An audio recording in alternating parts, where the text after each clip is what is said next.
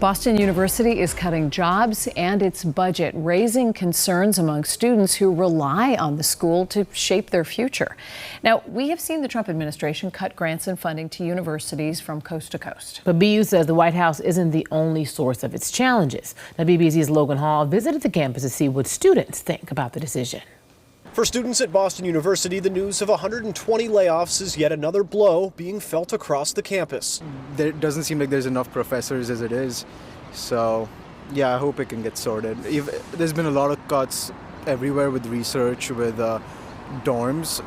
There's another thing they're just adding onto the list, and I hope things return to how they were. Students like rising senior Devansh Vajpayee say they're shocked and saddened to see the university cut staff, especially given the high tuition that they're paying to attend the school. International students are paying, I think, $90K a year now, and it's only going up. Don Seifert with the Boston Business Journal says it's likely a sign of the impact that the Trump administration is having on higher education. They cited all of the things we've been hearing about for every college around here. There's federal funding cuts, especially research cuts. And they also just mentioned, I thought it was an interesting phrase, a national renegotiation of how the country's higher education model will be funded. As a part of a plan to cut the overall budget by 5%, the school laid off 120 BU employees and eliminated 120 vacant positions.